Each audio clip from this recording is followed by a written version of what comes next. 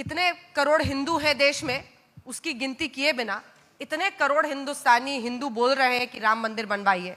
नहीं सुना आपने। क्या मोहन भागवत जी की बात सुनेंगे प्रधानमंत्री नरेंद्र मोदी? सीधा सवाल। इस देश से मोहब्बत करने वाले हर इंसान की बात सुनेंगे। जो भारत का नागरिक है, लोकतंत्र तो इसी को कहते हैं कि लोकतंत्र में लोक की बात सुनना। और मोहन भागवत जी तो एक बहुत बड़े संगठन के, दुनिया के सबसे बड़े गैर राजनीतिक संगठन, एक सांस्कृतिक संगठन के वो सरसंचालक हैं।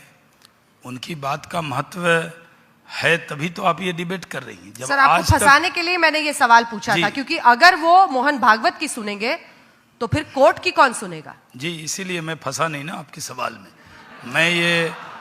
मैं जानता था कि आपका सवाल क्यों आया है, तो मैंने आपसे कहा कि अंजना ओम कश्यप की बात भी सुनेंगे और जो यहाँ बैठे हुए लोग हैं सबकी बात सुनेंगे।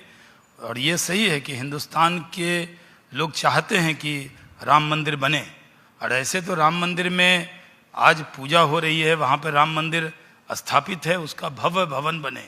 और इलाहाबाद हाई कोर्ट का फैसला पहले आया है, ये मामला अदालत में है। शाहनवाज जी तो देखिए सर, सेफ पिच पे बैटिंग कर रहे हैं। वो बीजेपी में है तब वो राष्ट्रवादी मुस्लिम है।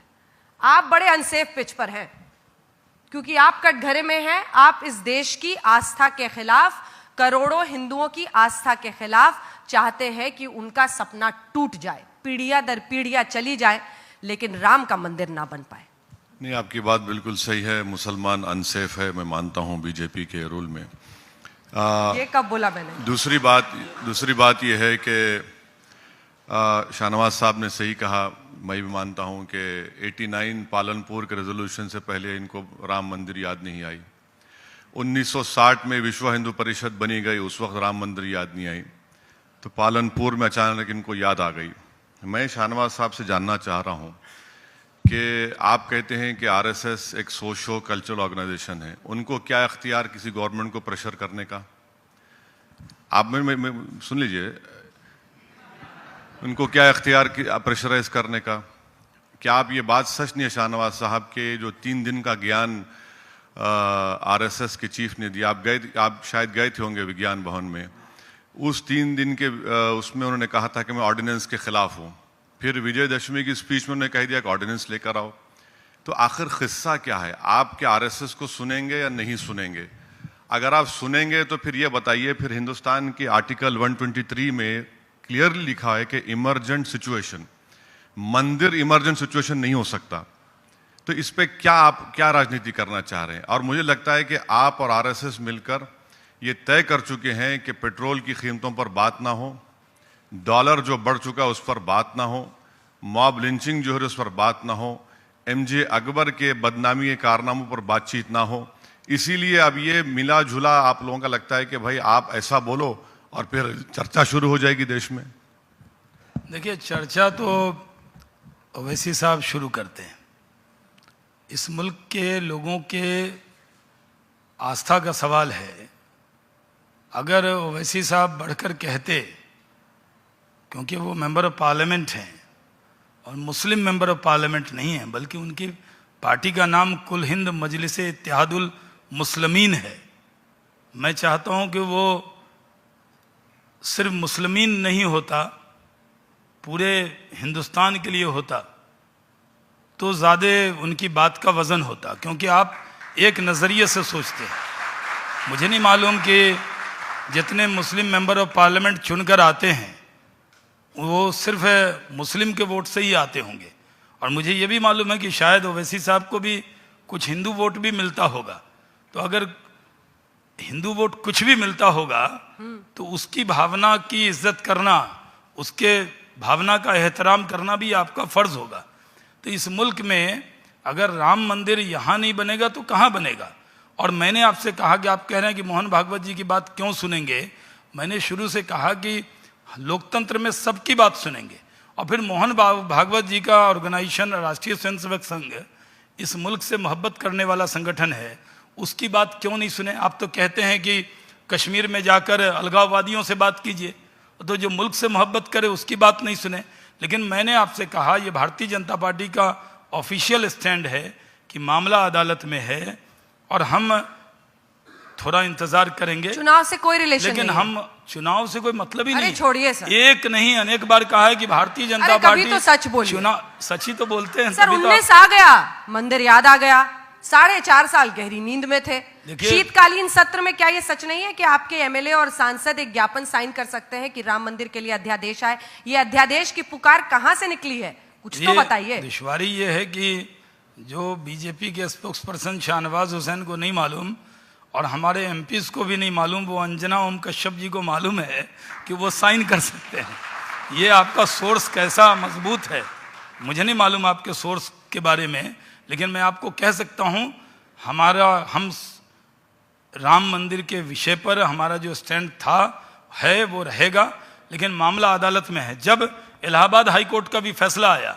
तो ओवैसी साहब ने तब तो मोहन भागवत जी की तारीफ नहीं की। उन्होंने कहा ये किसी की जीत नहीं, किसी की हार नहीं, कोई जश्न नहीं मनाना, ये मामला बातचीत से निकलेगा या अदालत के जरिए निकलेगा।